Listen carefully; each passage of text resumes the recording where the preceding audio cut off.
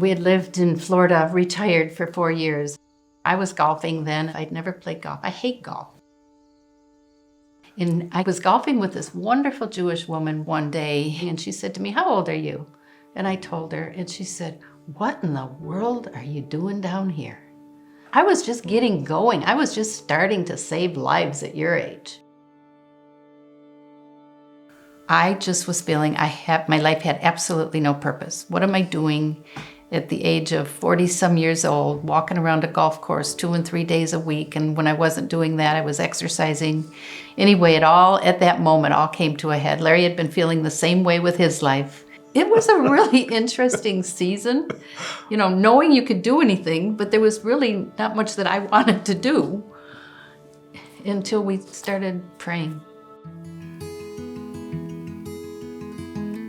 After college at the University of Missouri, I went into mainframe or computer sales, and that resulted in making a lot of money at a relatively early age, which provided the foundation from which the business that we had, North American Computer, was started in 1978. We met through business. I was working for a competitor of Larry's on the other side of town, and we met, and I started working for him just a few years later. We became friends and got married.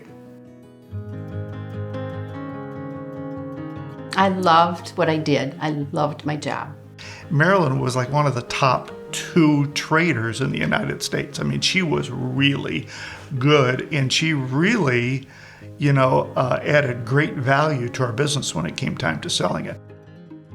We had everything anybody would ever think to have or dream of: the houses, the cars, the trips. We had 3 country club memberships simultaneously, at least 3, maybe 4 at one point in time.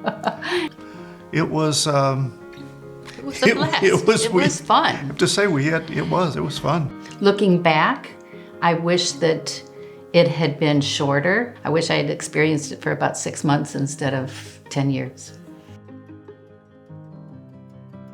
We sold the company in 1990, and a Fortune 500 company from Chicago came along and said, we'll just buy you out. And we looked at what they offered us and we said, this is amazing.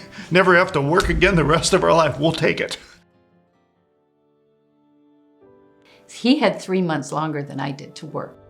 I would call him, "When are you coming home?" It's 3 o'clock in the afternoon. I have nothing to do. I've been working 7 days a week for years.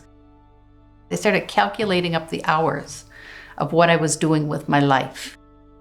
So much of it was so purposeless. So we decided, okay, what in the world are we going to do at this point? What are we going to do about this? We had 2 homes, 2 large homes, 2 wonderful homes, one in Michigan in Bloomfield Hills and one in Florida. And we decided to put both of them on the market, and whichever house sells first will live in the other one, and we'll seek purpose. And everyone told us it was April, our house in Florida would not sell. Long story short, it sold in 30 days furnished. We knew that God had a plan here. I want you in Detroit. I want you back home.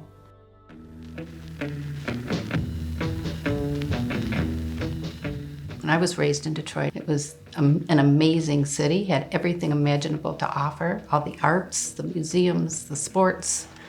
A safe city. As a kid, we used to take the bus downtown. I lived in the city. The city started changing in 1967, were the race riots, and everything changed from that moment on. We saw this migration of people moving to the suburbs. We saw bankruptcies of corporations, political scandal. With all these things colliding like the perfect storm, what happened was our neighborhoods totally fell apart. And it was into one of these neighborhoods, literally 2 miles from where Marilyn grew up. That's the neighborhood that, we really felt that we were called to go and serve in. I was reading the paper one day and saw this advertisement to go serve a Thanksgiving dinner.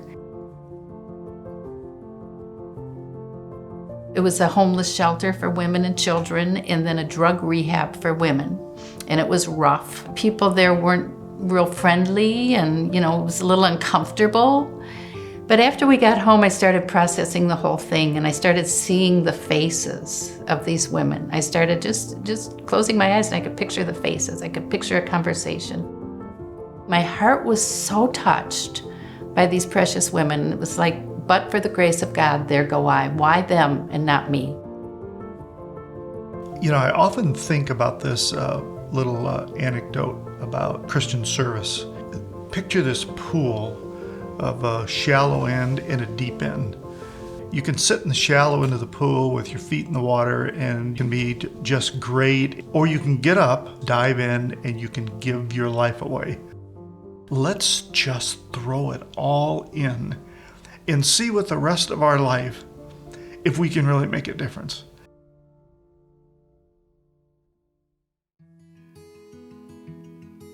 In 2005, we formed Life Builders. It's centered around our 3 points: are empower the youth, we rebuild the neighborhood, and we build communitas. My other friends in urban ministry who are founders or directors, they used to say, you need to live in the neighborhood. There is no way I am moving into the neighborhood.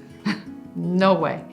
And just one morning, I'm sitting there and this house was for sale and it happened real fast.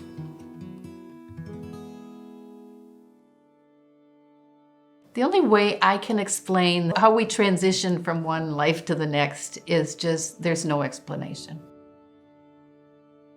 This has taken us a long time. We didn't decide, oh, we want purpose, and go out and pray a little bit about purpose and try 2 or 3 different things, and 2 months later, we were set. It took years and years and years. We opened the doors of Life Builders. I was 60 years old, and I have women now that are in my life that are 40 and 45, and they're going, oh, I just haven't found my purpose yet. I'm like, don't stop pursuing it. You know, I pursued it. The Lord didn't give me my real purpose until age 60. As long as we can, and as long as we're able, and as long as we have something to give, we have to give. I have a friend recently that asked me, she says, don't you miss your old life? And I went, not for 1 hour. This work has been worth everything. I wouldn't trade 1 minute of it. Even though Christ was in our life, even though we were in church, we were serving, we were doing Bible studies, we were teaching others, we were discipling, we were doing all that, and that's all wonderful. There was just more that He had called us to.